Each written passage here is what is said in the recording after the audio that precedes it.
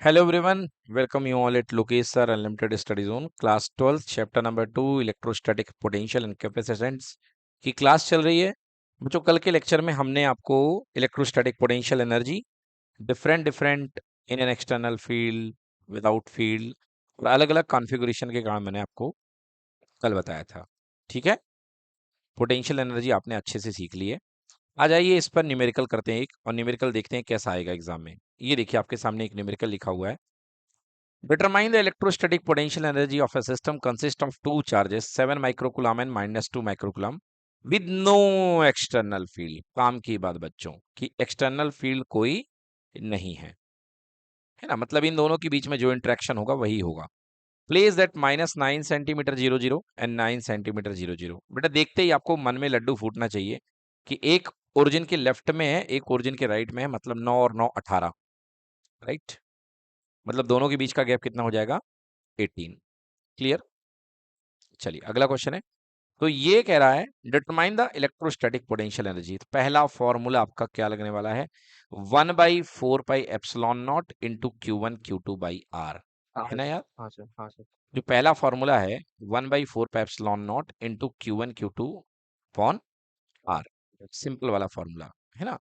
Yes तो ये आप अप्लाई करेंगे तो ये देखिए U equals to 1/4 pi epsilon not into Q1 Q2/R, right. Yes so 1/4 pi epsilon naught की वैल्यू 9 इंटू 10⁹ Q1 दिया है 7 माइक्रो और Q2 दिया है -2 माइक्रो। क्लियर? और R बच गया। R कितना हो जाएगा? देखिए 9 सेंटीमीटर इधर और 9 सेंटीमीटर इधर, है ना बेटा। तो सेंटीमीटर को मीटर में बदलोगे तो कितना हो जाएगा? 10⁻²। तो 9 + 9 यानी कि 18 centimetre, means 18 into 10⁻², right. Clear हो गया? तो अब यहाँ पर एक चार्ज प्लस है और एक चार्ज माइनस है, और दोनों अट्रैक्शन से बंधे हुए हैं क्योंकि भैया यहाँ पे एनर्जी निगेटिव आ रही है, राइट। तो यू क्या आएगा? निगेटिव आएगा, बिकॉज एक प्लस है और एक क्या है? माइनस। हाँ, मतलब निगेटिव एनर्जी जब भी आ जाए समझ जाइए क्या चल रही? गुलामी चल रही है ना। बताया था आपको लास्ट ईयर भी जब हम लोग ग्रेविटेशन एनर्जी पढ़ते थे, तो आपको याद होगा कि U इक्वल टू जो आता था -G_m_E_m/r आता था, याद आ गया? Gravitational potential energy -G_m_E_m/r। तो मैं बोलता था यू जो है, ये माइनस साइन जो है, ये शो कर रहा है एडिक्शन को या गुलामी को, है ना। सेटेलाइट इस एनर्जी से बंधा रहता है। तो बेटा यहाँ पे जो दो चार्ज का सिस्टम है Q1 और Q2 का, इनके बीच की जो एनर्जी क्या आ रही है? निगेटिव आ रही है। मतलब ये अट्रैक्शन से फुल बंधे हुए हैं, एक दूसरे को अट्रैक्शन से रोके हुए हैं। ठीक है। हाँ, सेकेंड क्वेश्चन क्या कह रहा है? सेकेंड क्वेश्चन कह रहा है how much work is required to separate two charges infinitely away from each other. तो भाई साहब, आपको पता होना चाहिए कि अगर दो चार्जेस इनफाइनाइट डिस्टेंस पर हैं, Q1 और Q2, तो इनकी टोटल एनर्जी सिस्टम की कितनी होती है? 0। ठीक है ना, बिकॉज ये इन्फिनिटी पर रहेगा तो इस पर पोटेंशियल 0 फील होगा, और energy U equal to Q into V, test charge into V, तो V 0 हो जाएगा। तो मतलब U 0 करना है। U क्या करना है? 0। तो आप देखिए जितनी निगेटिव एनर्जी है, अगर उतना ही आप इसमें प्लस ऐड कर देंगे 0.7 जूल, तो टोटल एनर्जी कितनी हो जाएगी? 0 हो जाएगी। आई मीन टू से आपको इतनी ही एनर्जी आपको देना पड़ेगा। क्लियर? Any problem? तो वर्क रिक्वायर्ड इक्वल टू कितना हो जाएगा, है ना, इक्वल टू 0.7 जूल। 7 जूल। अब इसको यहाँ पे ऐसा लिख दिया गया है। इसको कैसे लिख दिया गया भाई? आपको सिस्टम को इन्फिनिटी पे ले जाना है ना। तो सिस्टम को इन्फिनिटी पे ले जाना, तो work done equal to final energy minus initial energy. Final energy infinity पर कितनी हो जाएगी?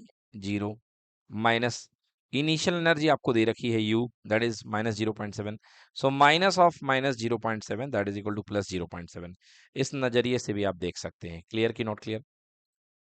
ओके, अब देखिए अगला क्वेश्चन। ये बहुत अच्छा क्वेश्चन है। ये जो मैंने आपको पढ़ाया है कि अब इलेक्ट्रिक फील्ड में अगर एनर्जी निकाली जाए तो क्या होगा। अगर इलेक्ट्रिक फील्ड में सिस्टम ऑफ चार्ज को सेटअप कर दिया जाए तो फिर क्या होगा। क्लियर है ना। देखिए एक बार आपको याद दिला देता हूं कि इलेक्ट्रिक फील्ड, मान लीजिए ये आपके पास में ऐसा कुछ इलेक्ट्रिक फील्ड आ रहा है। कुछ इस तरीके का, कैसा भी हो सकता है, वो बनावटी इलेक्ट्रिक फील्ड है, कैसा भी हो सकता है यूनिफॉर्म हो, नॉन यूनिफॉर्म हो, कोई दिक्कत की बात नहीं है। ओके, ये इलेक्ट्रिक फील्ड कुछ इस तरीके से है। साफ दिख रहा है बेटा कि ये नॉन यूनिफॉर्म है, क्योंकि दूर जाने पर कम हो रहा है और पास जाने पर ज्यादा हो रहा है, राइट।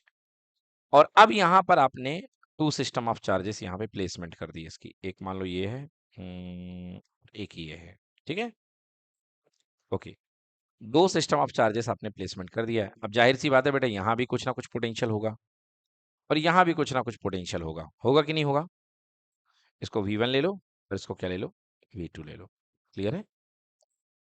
ओके, तो दो पोजीशन पे कुछ ना कुछ पोटेंशियल होगा और दोनों पोटेंशियल अलग अलग होंगे। क्लियर है बेटा। यस, आपको यदि याद हो टोटल एनर्जी कल मैंने बताई थी, U इक्वल टू, सबसे पहले ये कितनी एनर्जी फील करेगा, suppose this is Q1, so आपको याद होगा Q1 multiply by Q1 multiply by V at position R1। याद आई, क्योंकि एनर्जी क्या होती थी, Q into V, right. Second plus Q2 यहाँ पे रखा हुआ है, so Q2 multiply by V at the position R2, right. इसके बाद दोनों अपनी एनर्जी जो कॉन्स्टिट्यूट करेंगे वो भी आपको लेना पड़ेगा, that is equals to 1/4πε0 into Q1 Q2 upon R12। याद आया बच्चों। तो ये सेटअप इस टाइप का बनेगा। आइए क्वेश्चन पढ़ते हैं। Suppose that the same system of charges is now place an external field equal to a into 1/r²। बोले तो equal to a upon R²।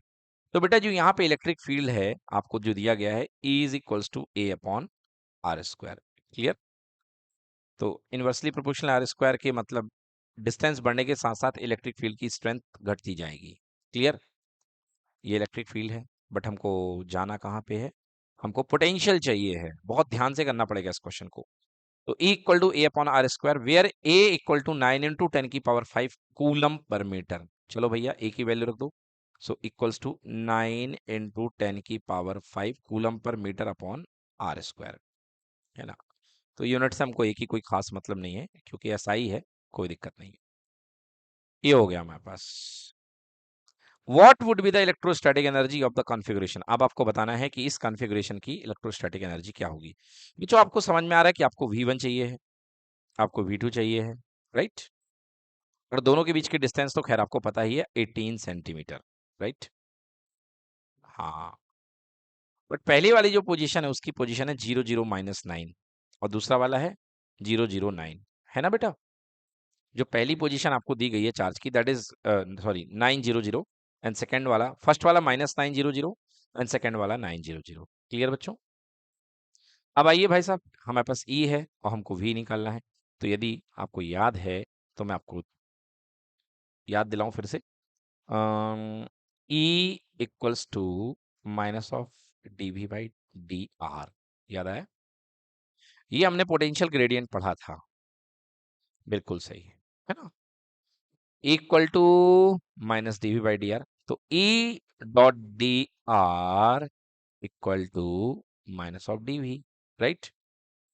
Integrate कर दीजिए, so integration of E dot d r equals to negative of V dV, sorry. Clear है, negative of dV। Clear. और यहां से minus sign को भेज दीजिए, so minus of E dot d r equals to integration of dV। तो dV का integration V हो जाएगा, V is equals to negative of E dot d are. ये फॉर्मूला जो कल सिखाया था आपको बच्चों, अब वो यूज होने के लिए तैयार है। क्लियर। हाँ जी, तो यहाँ पे ये फॉर्मूला आपका यूज होने के लिए तैयार है। मतलब वोल्टेज निकालने के लिए, पोटेंशियल निकालने के लिए आपको इलेक्ट्रिक फील्ड का इंटीग्रेशन करना पड़ेगा आर के रिस्पेक्ट में। क्लियर बेटा। चलिए देख लेते हैं। यहां पर जो इलेक्ट्रिक फील्ड है उसकी वैल्यू कितनी है, A/r² है कि नहीं है। तो यदि हाथों हाथ कर दूं तो V is equals to minus of integration, बेटा E की वैल्यू है A/r², so it will be A/r² और यहाँ पे dr। V equals to minus of A, बेटा वही क्या बन जाएगा 1/r², जिसको मैं लिख सकता हूँ R⁻²-2 dr। क्लियर बेटा। अब v की वैल्यू मैं फाइनलाइज करूं तो v equals to minus a. Now r की पावर -2 का इंटीग्रेशन आर की power -2 plus 1 upon -2 plus 1, right. So a r की पावर -1 अपॉन -1, ठीक है बेटा। एक माइनस साइन था, ये माइनस माइनस कैंसिल हो जाएगा। सो कितना आ जाएगा बेटा, a इंटू आर की power -1 that is equals to a upon r. Clear? मतलब इस पोजीशन पर जो एब्सोल्यूट पोटेंशियल आ रहा है वो आ रहा है a अपॉन आर आ रहा है, आ रहा है। यस, तो हमारे पास एब्सोल्यूट पोटेंशियल की वैल्यू आ गई है a अपॉन आर। यहां भी हमने ये वैल्यू निकाल ली है। क्लियर बेटा कि नॉट क्लियर? चलिए अब हमको इस सीन में यहां पर एनर्जी के लिए ये हमको वैल्यू रखनी है। ये देखिए u की जगह, ठीक है ना बेटा, क्योंकि यही तो होगा, है ना। सो u इक्वल्स टू Q1 माने कि पहला चार्ज, आई थिंक सो ये दिया हुआ है कितना भाई साहब, ये कितना दिया हुआ है पहला चार्ज Q1। Q1 आपको दिया गया है 7 microcoulomb, right. Two charges is 7 microcoulomb, तो बेटा एक आपको दिया गया है 7 माइक्रोकूलम, ठीक है ना। हाँ, एक आपको दिया गया है -2 माइक्रोकूलम, ठीक है बेटा। और एक आपको दिया गया है कितना, है ना, एक Q1 Q2 अपॉन आर, वो तो हम पहले ही निकाल चुके हैं 0.7, ठीक है। तो यहाँ वाली वैल्यू तो हमको कुछ करनी नहीं है, इसकी जगह तो मैं ऑलरेडी कितना रख देता हूँ 0.7, ठीक है ना। अब Q1 जो पहला चार्ज है मेरे पास, ये इस पोजीशन पे जो बैठा हुआ है Q1, आई थिंक सो ये कितना दिया हुआ बेटा, 7 माइक्रोकूलम, है ना। यस, तो 7 इंटू 10 की पावर -6, 7 इंटू 10 की पावर -6। देखिए इसकी वैल्यू रख दूं पहले मैं आपको, तब समझ में आएगा।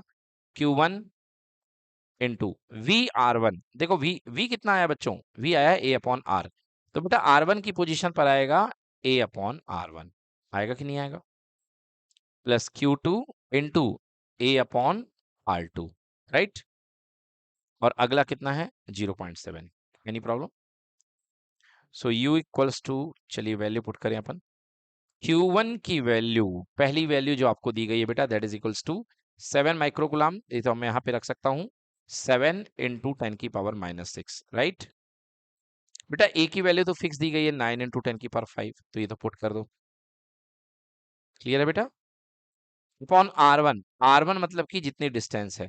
तो देखिए यहां पर जो इसका पोजीशन था वो कितना था बेटा, 900, राइट। मतलब इसकी जो पोजीशन है वो कितनी है, 9 पे है। ओके, तो R1 की जगह कितना आएगा, 9 आएगा। 9 सेंटीमीटर मतलब 9 इंटू 10 की पावर -2 मीटर। क्लियर हुआ कि नहीं हुआ? चलिए सेकेंड केस पुट करते हैं, Q2। तो Q2 आई थिंक कितना, 2 माइक्रोकूलम है। हाँ जी, Q2 -2 माइक्रोकूलम है। यस, तो -2 इंटू 10 की पावर -6 रख देंगे यहाँ पे। सो इट इज -2 इंटू 10 की पावर -6। ए की वैल्यू पुट कर दीजिए 9 इंटू 10 की power 5 divided by R2। Hmm, R2 distance आपको 9 इंटू 10 की पावर -2, ठीक है ना बेटा। नहीं बेटा यहाँ पे 18 वेटी नहीं रखना है, क्योंकि आप इंडिविजुअल खेल रहे हैं। बेटा 18 यहाँ पे आएगा, दोनों के बीच की डिस्टेंस, और वो सॉल्व होके 0.7 हमको पहले ही मिल चुका है। यस और नो? ठीक हुआ। क्यों, देखिए A Q1/R1, A Q2/R2। Clear? तो देखिए पहले वाली की एनर्जी कितनी आ गई, -0.7 नेगेटिव एनर्जी, राइट। अगला वाला सॉल्व कर देंगे, -0.7, अगले वाली एनर्जी आ रही है प्लस में 70, और लास्ट वाली आ रही है माइनस की 20। क्लियर? तो सॉल्व करके आएगा कितना, 49.3 joule.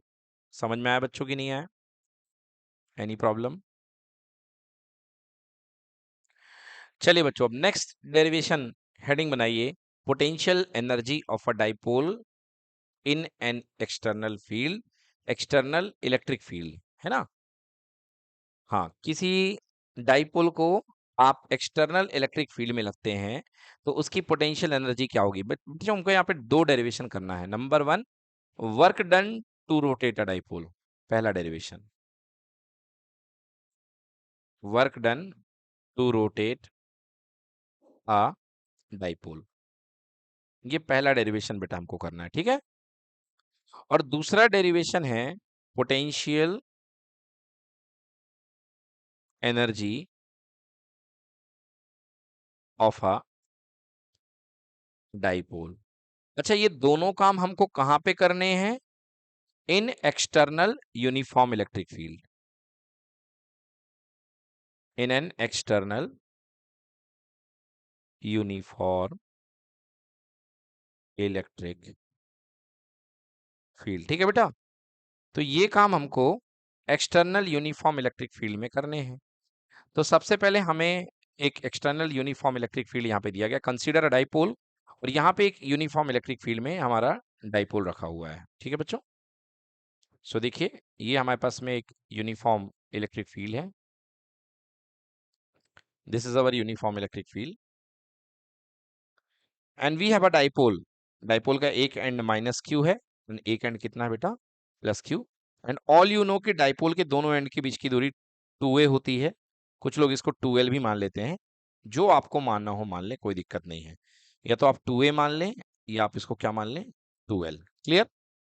And all you no electric dipole moment जो p होता है, p इक्वल टू होता है q मल्टीप्लाई बाई दोनों के बीच की दूरी, दैट इज 2a। यहाँ पे 2a चल रहा है, या इसको आप q इंटू 2l भी बोल सकते हैं, राइट?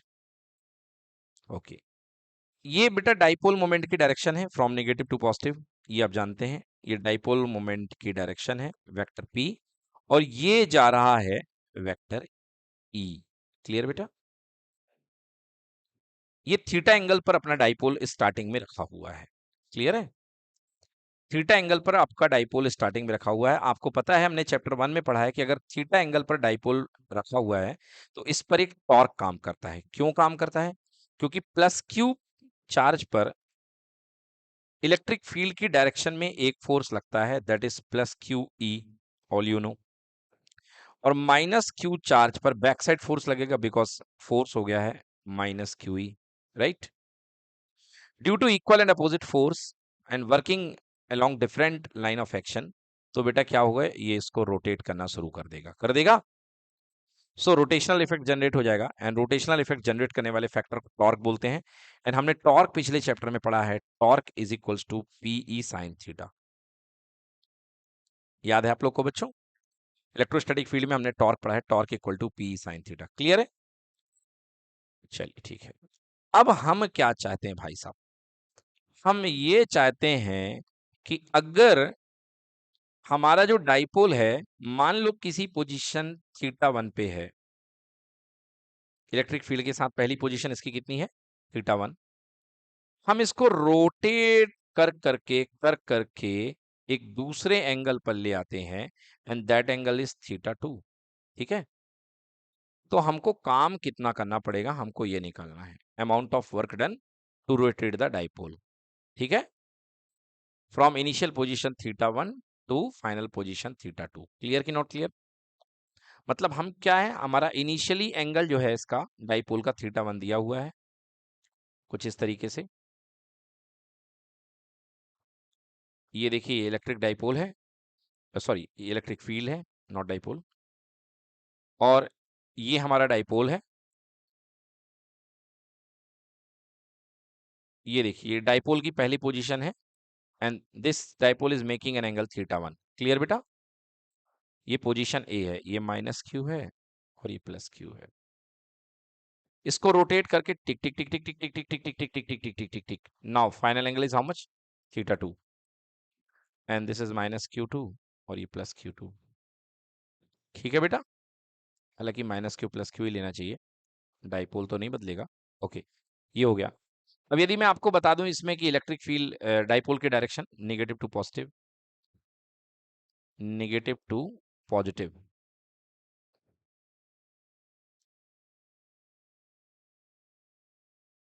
हम्म, ये देखिए इसकी डायरेक्शन, ये होगी डाइपोल मोमेंट की, और ये डाइपोल मोमेंट की। तो आप क्या देख रहे हैं कि पहले सीन में जो डाइपोल मोमेंट था पी था, वो कितना एंगल बना रहा था? थीटा 1। तो सेकेंड केस में इलेक्ट्रिक फील्ड के साथ डाइपोल कितना एंगल बना रहा है? थीटा 2। तो इसको रोटेट करने में हमको थोड़ा सा काम किया करना पड़ा होगा कि नहीं करना पड़ा होगा? बिल्कुल करना पड़ेगा। तो वो हमको काम निकालना है। लॉजिकली काम कैसे निकालेंगे बच्चों? हम मान लेते हैं कि इसको थोड़ा सा एंगल हमने डी थीटा मूव कराया, हमने थोड़ा सा एंगल डी थीटा मूव कराया। तो डी थीटा मूव कराने में, बाई स्मॉल एंगल का मूवमेंट डी थीटा मूव कराने में जो वर्क डन बनेगा, W बनेगा, वो DW बनेगा, right. Now DW is equals to हो जाएगा torque into D theta, torque into D theta. ये क्लास 11th का फॉर्मूला है। Work done is equals to होता रहा फोर्स इनटू डिस्प्लेसमेंट, याद आया बेटा। अब ये किस में होता था, ये लीनियर के केस में होता था, बट जो यही काम आप एंगुलर के केस में करते थे रोटेशनल में, so work done equal to force की जगह क्या अप्लाई होता है बेटा, टॉर्क। और लीनियर डिस्प्लेसमेंट की जगह क्या आ जाता है यहाँ पे बेटा, एंगुलर डिस्प्लेसमेंट। क्लियर कि नॉट क्लियर? ओके, सो ये कंसेप्ट आपको लगाना है बच्चों। सो देखिए यहाँ पे, here the dipole experience no net force but experience a torque given by torque equal to P cross E that equal to P sine theta. ये मैंने आपको बताया ना अभी कि torque P sine theta apply होगा, okay, which will tend to rotate it unless P is parallel to E. बेटा ये जो टॉर्क है ये इसको इलेक्ट्रिक फील्ड की डायरेक्शन में लाने की कोशिश करता है। ये तो हमने पहले ही आपको बताया था कि ये इसको नीचे घुमाने की कोशिश करेगा, राइट। बट इसको नीचे घुमाने के विरोध में हम इसको ऊपर एक दूसरे एंगल तक ले जाना चाहते हैं, मान लीजिए यहां तक, ठीक है। तो हम पहला एंगल मान रहे हैं थीटा 1, और जिस एंगल तक इसको ले जा रहे हैं उस एंगल को कितना मान रहे हैं, थीटा 2। चलेगा बेटा। तो हम इसको थीटा 1 से लेके थीटा 2 तक ले जा रहे हैं। Suppose an external force torque external is applied in such a manner that just neutralise this force and rotate the dipole from theta 1 to angle theta 2 without any angular acceleration. Clear हो गया कि नहीं है? तो बच्चों यदि हम इसको घुमाना चाहते हैं तो हमें एक्सटर्नल टॉर्क लगाना पड़ेगा कि नहीं लगाना पड़ेगा? और जो एक्सटर्नल टॉर्क होगा वो टॉर्क के इक्वल होगा जो डाइपोल टॉर्क बना रहा है। डाइपोल जो टॉर्क बना रहा है वो कितना बना रहा है बेटा, पीई साइन थीटा। बना रहा कि नहीं बता रहा? पीई साइन थीटा ये टॉर्क बना रहा है। क्लियर? चलिए तो अब हम निकालते हैं छोटा सा work done, D W. So all you know D W is equals to torque into D theta, जैसा कि मैंने बताया आपको अभी। क्लियर? सो डी डब्ल्यू की वैल्यू निकालेंगे, D W is equals to torque की value P E sine theta D theta. ये आ गया बेटा छोटा सा work done. Clear? But we need complete work done, and complete work done is obtained by integration of dw. This is given by w is equals to integration p e sin theta d theta. Clear बेटा? अब theta की यहाँ पे starting value कहाँ से शुरू हो रही है बेटा, यू ऑल नो, थीटा 1 से लेके थीटा 2। क्लियर? सही है। चलिए सो w इक्वल टू बेटा पी ई यहाँ पे बाहर आ गया, इंटीग्रेशन के अंदर क्या बचा, केवल sign theta D theta, limit theta 1 से लेके थीटा 2। क्लियर है बेटा? साइन थीटा का इंटीग्रेशन याद है क्या होता है बेटा, d by d x of sine x होता है cos x. D by d x of sine x क्या होता है, कॉस एक्स होता है। और d by d x of cos x equal to कितना, माइनस साइन एक्स। क्लियर? मतलब ये कहने का है कि माइनस साइन एक्स का इंटीग्रेशन करोगे तो कॉस एक्स आएगा, तो साइन एक्स का करोगे तो क्या आएगा, माइनस कॉस एक्स। क्योंकि इधर पे यदि आप चाहो तो इस माइनस साइन को यहाँ फेंक सकते हो, राइट। तो साइन एक्स का इंटीग्रेशन कितना आएगा, माइनस कॉस एक्स। क्लियर कि नॉट क्लियर? साइन एक्स का इंटीग्रेशन क्या आएगा, minus cos x. Sign x का इंटीग्रेशन क्या आएगा, माइनस कॉस एक्स। बिल्कुल सही। तो यहाँ पे हमारे पास साइन थीटा है, तो साइन थीटा का इंटीग्रेशन मैं पुट करता हूँ। सो डब्ल्यू is equals to p e, यहाँ पर आ जाएगा साइन थीटा का इंटीग्रेशन माइनस का कॉस थीटा और लिमिट थीटा 1 से लेके theta 2। So W is equals to p e, minus sine बाहर लीजिए, माइनस पी बाहर हो गया, cos theta 2 minus cos theta 1। Clear? अब माइनस साइन को अंदर भेज दीजिए। सो W is equals to p e inside the bracket cos theta 1 minus cos theta 2। Clear बेटा? सो ये हमारा आ गया work done. Work done equals to PE cos theta 1 minus cos theta 2। यदि माइनस साइन बाहर लेंगे तो cos theta 2 minus cos theta 1। Clear? So this is our work done. Okay, कोई दिक्कत? चलिए, तो ये हो गई हमारी work done to rotate electric dipole by an angle. Okay, अब देखते हैं इसी में आता है एक concept potential energy of a dipole का। अभी तक तो हमने वर्क डन निकाला, वर्क डन से ही थोड़ा सा आगे है पोटेंशियल एनर्जी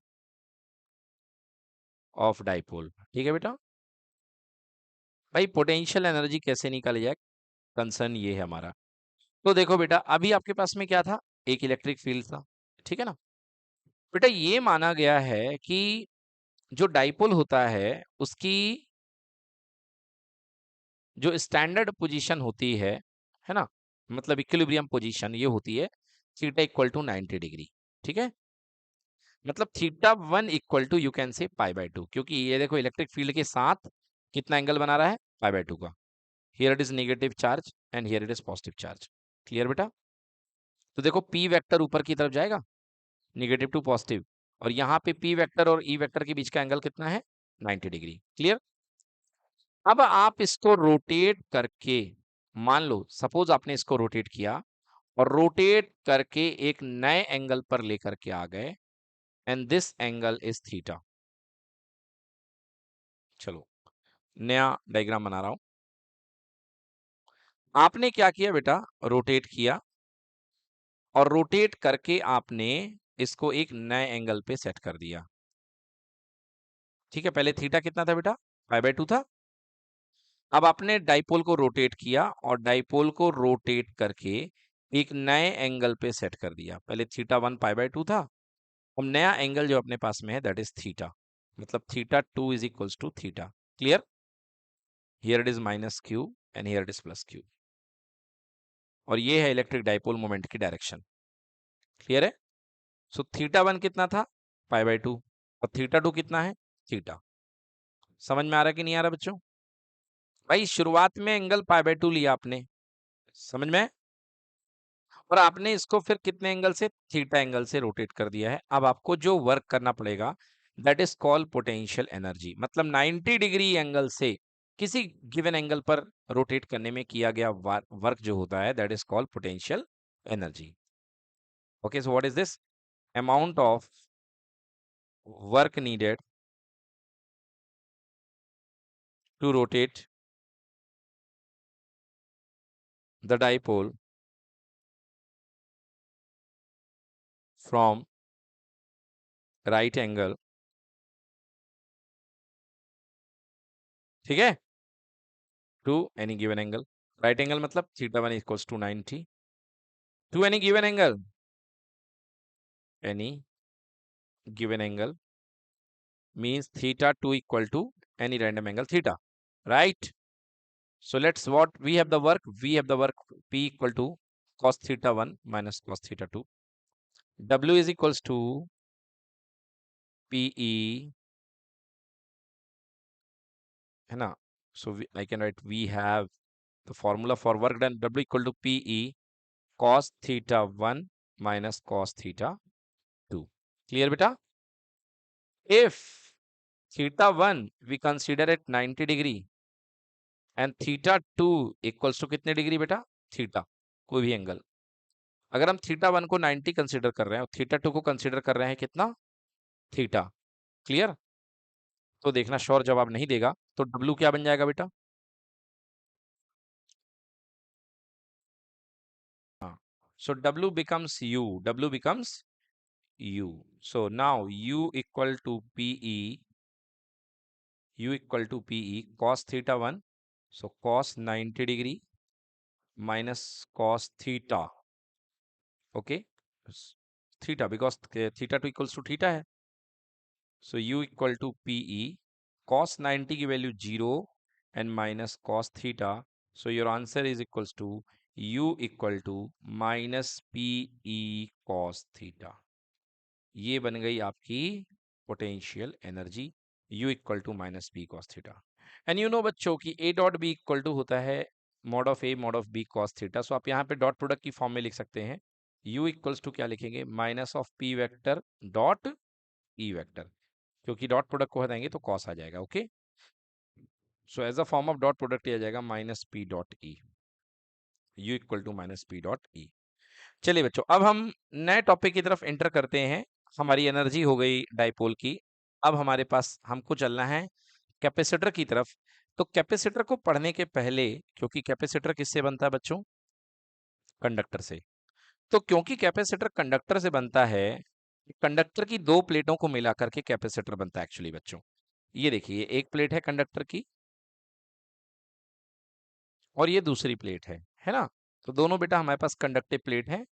इन दोनों को मिला के क्या बनता है बेटा? कैपेसिटर बनता है। एक प्लेट प्लस वाली होती है और एक प्लेट माइनस वाली। ठीक है? तो इस व्यवस्था को, इस अरेंजमेंट को, मेटेलिक प्लेट के अरेंजमेंट को हम क्या पढ़ने वाले हैं? कैपेसिटर पढ़ने वाले हैं बच्चों। ठीक है? और जब हम कैपेसिटर पढ़ेंगे तो हमें कंडक्टर की थोड़ी सी इलेक्ट्रोस्टैटिक्स का ज्ञान होना चाहिए, तभी हम कैपेसिटर बना पाएंगे। तो अब हमारा अगला टॉपिक है electrostatics of conductor. Electrostatics of conductor एक तरीके से बच्चों ये रिवीजन है, क्योंकि हमने सब कुछ आपको पढ़ा रखा है। इलेक्ट्रोस्टैटिक्स ऑफ कंडक्टर में क्या पढ़ा रखा है? पहली चीज मैंने बताया था कि कंडक्टर की जो भी सरफेस होती है उस पे चार्जेस का यूनिफॉर्म डिस्ट्रीब्यूशन होता है। याद है आपको? तो पहली चीज मैंने बताई थी कि चार्ज पूरा का पूरा कहां बैठेगा? On surface. कहां पे बैठेगा पूरा का पूरा चार्ज बेटा? सरफेस पे। अच्छा, चार्जेस का डिस्ट्रीब्यूशन कैसा होगा? यूनिफॉर्म। ठीक है बेटा? Uniform distribution of charge. ठीक है? और क्योंकि चार्ज का डिस्ट्रीब्यूशन यूनिफॉर्म है, ओके, और मेटल की सरफेस है, तो मेटल की सरफेस है, इसलिए सरफेस कैसी होगी? Equi potential. कैसी होगी? Equi potential. क्लियर? तो ये जो सरफेस होगी ये इक्वी पोटेंशियल होगी। और इक्वी पोटेंशियल के लिए एक बात मैंने और बताई है कि जो इलेक्ट्रिक फील्ड होती है वो हमेशा क्या होती है? सरफेस के नॉर्मल। सरफेस के साथ जो इलेक्ट्रिक फील्ड होती है वो हमेशा क्या होती है? परपेंडिकुलर। क्लियर? यस। तो ये सारी बातें आपको मैंने इनिशियली बताई हैं, इन्हीं बातों को हम फिर से रिकॉल करेंगे यहाँ पे इलेक्ट्रोस्टैटिक्स ऑफ कंडक्टर के बारे में। राइट?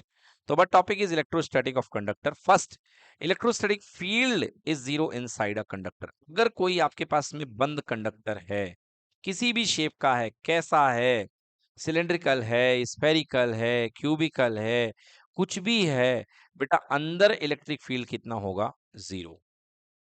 ठीक है? अंदर इलेक्ट्रिक फील्ड कितना होगा? जीरो होगा।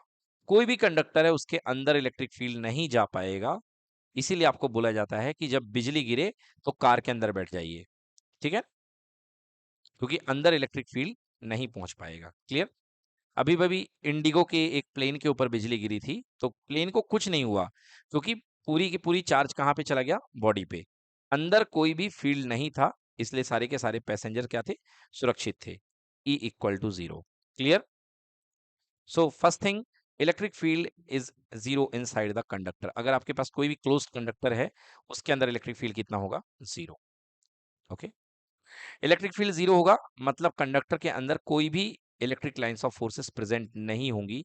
इसके पहले मैंने आपको जब स्फेरिकल शेल कराया था तो याद करिए, हमने आपको बताया था कि स्फेरिकल शेल के ऊपर यूनिफॉर्मली चार्ज डिस्ट्रीब्यूट हो जाता है और अंदर किसी भी टाइप का चार्ज नहीं होता है। सो अंदर इलेक्ट्रिक फील्ड कितना होता है?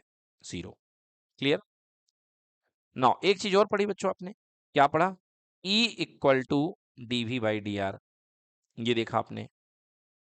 तो अगर इलेक्ट्रिक फील्ड जीरो हो रहा है, इलेक्ट्रिक फील्ड क्या हो रहा है? जीरो। तो बेटा किस चीज का डिफरेंशिएशन जीरो होता है? कांस्टेंट का। राइट? मतलब यदि इलेक्ट्रिक फील्ड अंदर जीरो है तो वोल्टेज क्या होगा बेटा? कांस्टेंट। राइट? मतलब अंदर से लेके सरफेस तक वोल्टेज की वैल्यू क्या रहती है? कांस्टेंट रहती है। क्लियर कि नॉट क्लियर? हाँ। अंदर इलेक्ट्रिक फील्ड जीरो होता है बट अंदर वोल्टेज कभी जीरो नहीं होता है। वोल्टेज क्या रहेगा बेटा? कांस्टेंट रहेगा। क्लियर?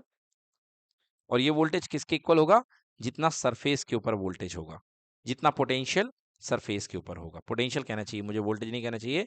जितना पोटेंशियल सरफेस के ऊपर है, तो सरफेस के ऊपर पोटेंशियल कितना होगा? V equal to 1/4 pi epsilon not into capital Q total test charge sorry source charge upon R, R is the radius. बोलिए क्लियर हुआ कि नहीं हुआ? तो बच्चों पोटेंशियल ये रहेगा।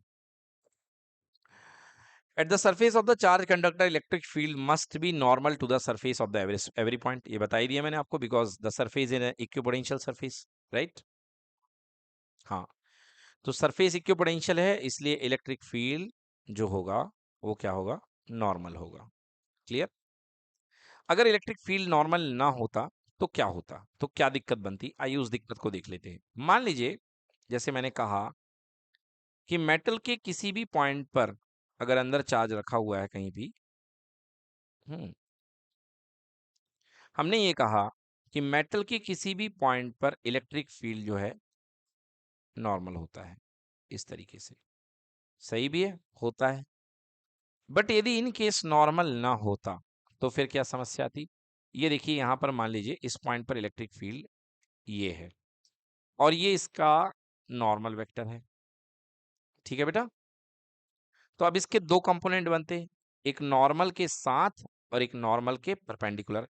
मैं उन कंपोनेंट को ग्रीन कलर से दिखा रहा हूं, ये देखिए। तो इसके दो कंपोनेंट टूटते, एक ये टूटता है, एक नॉर्मल के साथ और एक नॉर्मल के परपेंडिकुलर या सरफेस के टेंजेंशियल। बोले टूटता कि नहीं टूटता? सो दिस इज टेंजेंशियल सरफेस बनता और एक नॉर्मल कंपोनेंट बनता। अब ये टेंजेंशियल कंपोनेंट जो है इसके ऊपर चार्ज को क्या कराता? रोटेट कराता, चार्ज को रोटेट कराने लगता। चार्ज को रोटेट करता तो इसके ऊपर क्या बन जाती? करंट बन जाती। बट कभी भी ऐसा नहीं होता है, समझ गए ना? इसका मतलब टेंजेंशियल कंपोनेंट हमेशा क्या होगा? जीरो होगा। इसका मतलब केवल और केवल नॉर्मल कंपोनेंट ही एग्जिस्ट करेगा। आइए इसको पढ़ लेते हैं। At the surface of a charge conductor electrostatic field must be normal to the surface of every point. If E were not normal to the surface, it would have some non-zero component along the surface. Free charges on the surface of the conductor would then experience force and move. In static situation, therefore, E should have no tangential component. ठीक है? इसलिए कोई भी tangential component नहीं होता है, केवल normal component होता है। Next, there is no excess charge at any point inside the conductor than static situation, and any excess charge must reside at the surface. भाई साहब, कोई अतिरिक्त चार्ज नहीं होता है, जितना का जितना चार्ज होता है सब यूनिफॉर्मली डिस्ट्रीब्यूट हो जाता है। ठीक है? जो भी चार्ज होता है वो यूनिफॉर्मली क्या हुआ करता है? डिस्ट्रीब्यूट हो जाता है। तो मैं ये कह रहा था कि कोई भी चार्ज होगा, स्टैटिक चार्ज होगा, वो यूनिफॉर्मली क्या हो जाएगा? डिस्ट्रीब्यूट हो जाएगा। Okay, next, electrostatic potential is constant throughout the volume of the conductor and has same value inside the surface। जो कि मैंने अभी आपको बताई कि कंडक्टर जो होता है उस पर हर जगह पोटेंशियल सेम होता है। देखिए, तो इसमें ये कहा जा रहा है कि अभी आपको जब मैंने वो पढ़ाया था electric field due to a infinite sheet, तब आपको याद होगा कि वहां पर इनफाइनाइट शीट के कारण जो आती थी डेंसिटी आती थी, that is sigma upon two epsilon not. याद आया कि नहीं याद आया? तो बेटा अगर थिन शीट है तो sigma upon two epsilon not होगा, बट यदि मोटी शीट है तो क्या बनेगा? Equal to sigma by epsilon not. ठीक है? और इसकी जो डायरेक्शन होगी वो कहाँ होगी? Normal to the surface. So electric field at the surface of charge conductor is equal to sigma by epsilon not N cap. और एन कैप किसको दिखा रहा है? Normal unit vector to the surface को। क्लियर हो गया? Yes. चलिए अगला टॉपिक इलेक्ट्रोस्टैटिक शील्डिंग है बेटा। वैसे तो मैंने आपको बता दिया है कि अगर आप किसी कंडक्टर के अंदर बैठे हुए हैं या आप किसी कंडक्टर के अंदर की बात कर रहे हैं तो कंडक्टर के अंदर का इलेक्ट्रिक फील्ड कितना होता है? जीरो होता है। मतलब एक्सटर्नल इलेक्ट्रिक फील्ड होने के बावजूद कंडक्टर के अंदर कोई इलेक्ट्रिक फील्ड नहीं आएगा। तो this effect is called electrostatic shielding. इस इफेक्ट को क्या बोलते हैं? Electrostatic shielding. यस, तो कोई भी कंडक्टिंग बॉडी है, आप उसके अंदर इलेक्ट्रिक फील्ड जीरो होगा। क्योंकि चार्ज एब्सेंट होने के कारण इलेक्ट्रिक फील्ड जीरो आ जाता है। तो नेक्स्ट क्लास में इसको कवर करेंगे, तब तक आप इसकी थ्योरी अच्छे से करके रखिए। अगली क्लास में हम स्टार्ट करेंगे बच्चों polar and non polar dielectric, इसके बाद हम पढ़ेंगे अपना capacitor. Thank you so much.